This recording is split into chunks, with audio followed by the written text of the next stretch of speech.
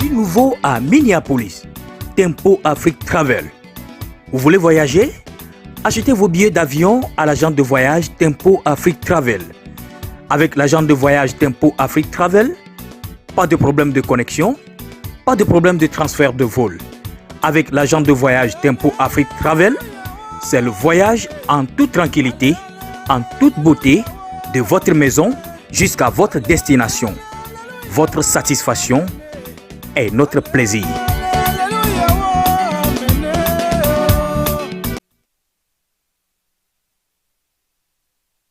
Hello everyone, welcome to another Saturday evening with Ali Naimo Talk Show here at Tempo Afrique TV. So these past 2 weeks we have been some terrible news that has been happening over in West Africa, in Nigeria. So I don't know if you guys have been seeing the most predominant hashtag Anti-SARS and against police brutality, where now the youth are actually in the streets and they are protesting against the police brutality and just taking this revolution into a whole different level. So to give you guys a little introduction over it, so this last week had become deadly as the soldiers opened fire towards the crowds in the street, killing 15 confirmed dead and 20 other deadly wounds. Many Nigerians were already concerned about the police use of violence against the demonstrator. Thousands of Nigerians have been demonstrating for 2 weeks now against the police brutality, which is the Special Anti-Robbery Squad and the betterment of their country leadership, which has gradually aggravated in years. This was the moment enough was enough. So, if a lot of you have not been seeing it, it is deadly, it is very horrible what is going on right now in Nigeria, currently in Nigeria. It's been going on for 2 weeks straight. So these youth started a revolutionary to do a protest and a demonstration against their leaders over there in Nigeria.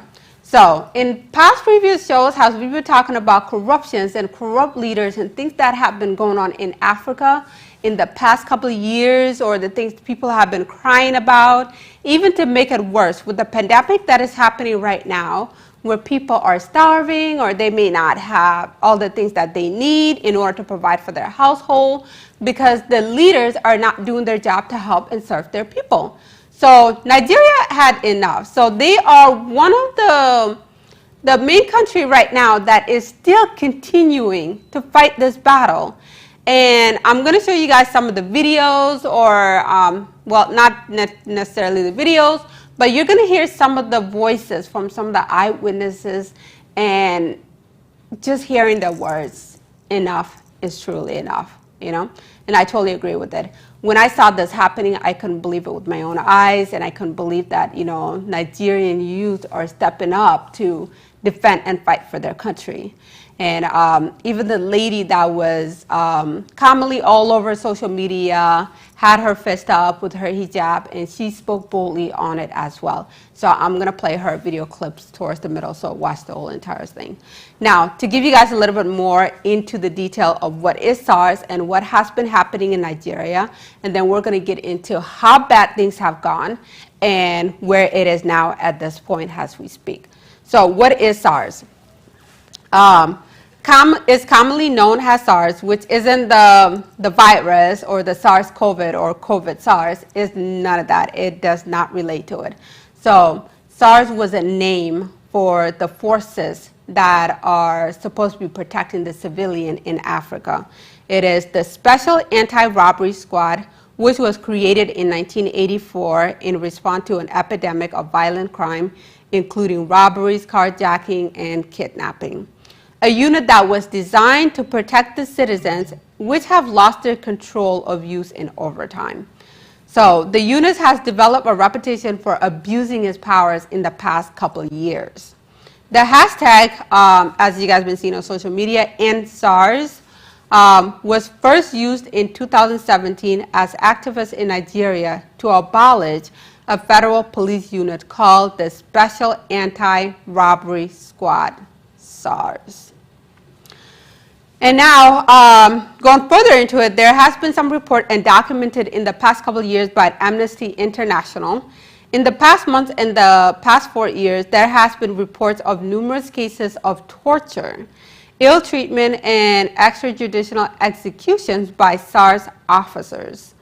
Most of the victims were mostly men in the ages of 18 to 25 from low-income backgrounds and vulnerable groups. This has been going on for a while, you guys. This has been happening in Africa for a while. In the beginning, around April or May, there was a lot of torture that were going on in West Africa, not just only Nigeria alone, but also in other African countries, where these young men are being hung with their belly hanging low, and then you have heavy bricks on their back, and some of them are just being terrorized because the police unit have took their control to a level where it's no longer about protecting the citizens.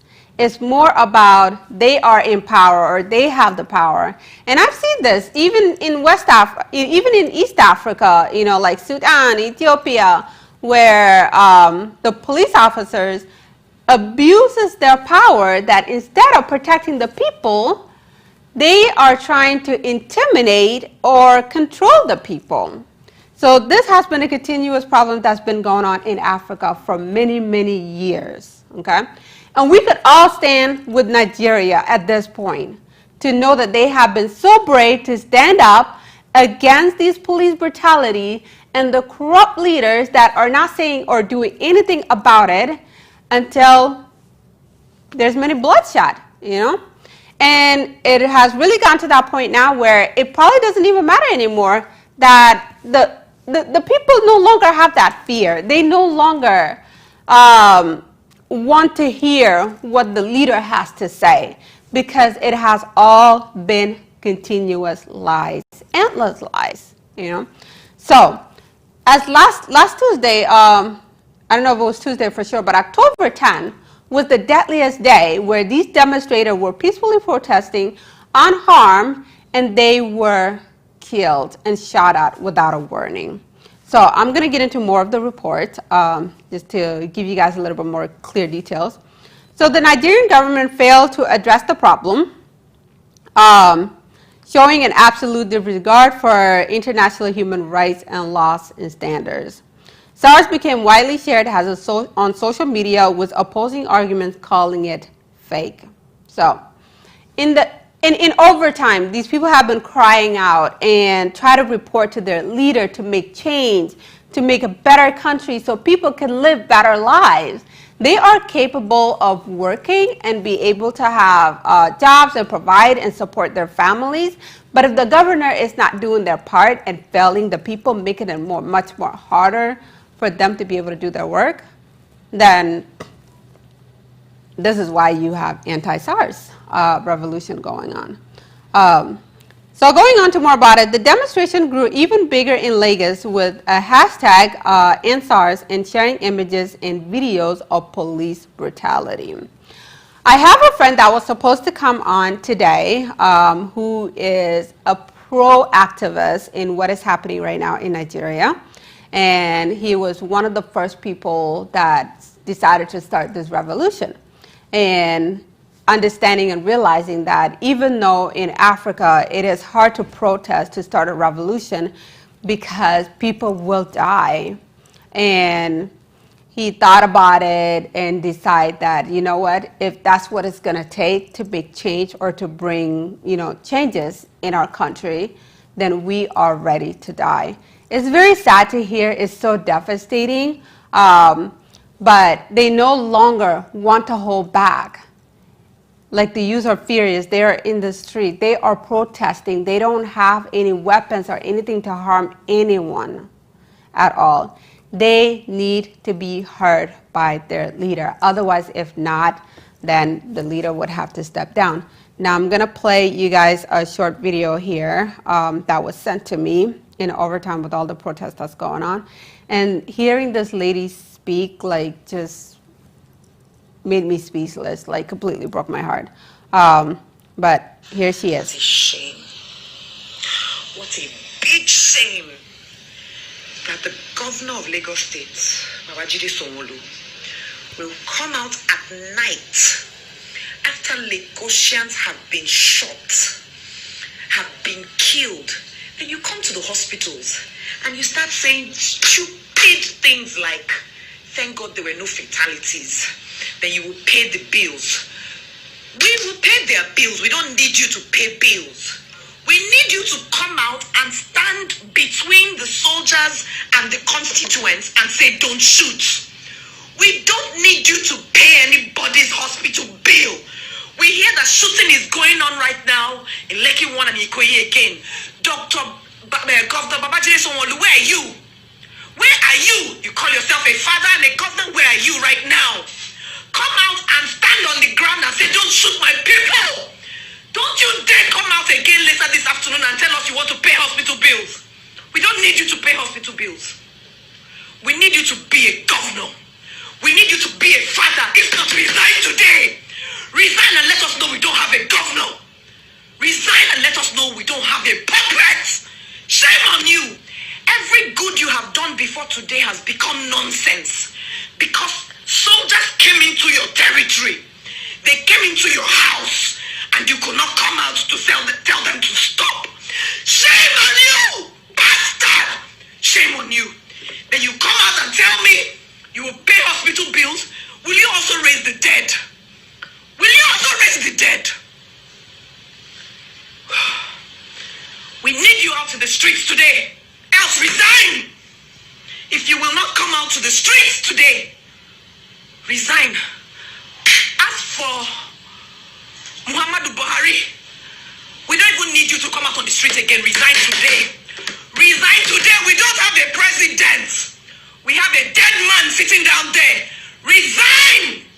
You and all your cabinet members, resign. Resign today. Resign. Enough is enough. Enough is enough. Enough is enough. Enough is enough. Resign today. We don't have a president. We don't need you. Enough is enough. Wicked people. Enough is enough. We are not. You think this is just the beginning? We are tired. We are dead men. You can't kill dead men. You will resign today. Oh, I'm telling you, Muhammadu Buhari, we don't need you. Sanwo-Olu, you're a puppet. You will resign today. We are sick and tired of being afraid. We are no longer, in fact, we're not afraid again. We are now alive. We are now alive. You see, the truth of to live is Christ and to die is gain has come alive now. We are alive. You will resign. We don't need anybody coming to pay any nonsense hospital bills. Resign. Let's know we have a governor. Let's know we have a president. Right now we have puppets. We have wicked people who will open fire on their own citizens who are calling for justice. You will resign today. Enough is enough. We have slept enough. We have cried enough. No more. We don't need you anymore. We don't need you. We don't need you. We don't need you. We don't need you. We don't need you. Resign. Resign. We have prayed enough. We have cried enough. Now we are asking you, calm down. Step down. We voted. We stood under the sun. We voted for you. We will not wait for 2023. Step down. Step down. Step down. Step down. Step down. It's enough. It's enough. It's enough. We are asking for your resignation today. It's enough. We voted you in. We want you out. We want you out, Sanwo-Olu. Buhari, we want you out. We've had enough. We've had enough. You killed our brothers and our sisters. You killed them and then you came in to say you want to pay for hospital bills. Who is looking for hospital bills? Will you also raise them from the dead? You could not come out to say don't kill my constituents. You are a bastard. Enough is enough. Enough is enough. Enough is enough. Enough is enough. We're asking for your resignation today. All right, so that was one of the most powerful message that one of the protesters just cried to the top of her lungs about what is happening in Nigeria. And, you know, it's the depth of the human heart. Once once you have gone to the limit, to the point where suffering has become normal and you just become immune to it and dead to it, and all of a sudden you come back to life, that's where it hurts the most. So, continue on with some of the reports that's been happening on. So based on what President Muhammad Buhari said, seeing that the protests were serious and spreading, agreed on October 12th to disband SARS, calling his decision only the first step in our commitment to extensive police reform in order to ensure that the primary duty of the police and other law enforcement agencies remains the protection of lives and livelihood of our people. And now, as you guys hear, so the protester continued to grow and got bigger. As he continued with his speech, he asked protesters to clear the streets. And this was the night where the people were unknowingly, they were not wearing, there was no sign, nothing at all. They were shot at by the soldiers. And as Buhari continued to say, your voice has been heard loud and clear, and we are responding. The governor vowed to work with human rights group on a new model and investigate atrocities of the past, telling people to come forward if they had ever endured hostilities at the hands of a Nigerian police. And this is what the lady was saying about, these people that were dead and they were killed and some that were wounded, that the president is trying to cover their medical bills. But that's not what the people are asking, is to cover the medical bills. The people are asking for the governor to be a leader, to lead their country, to give their people a better life. If not, resign.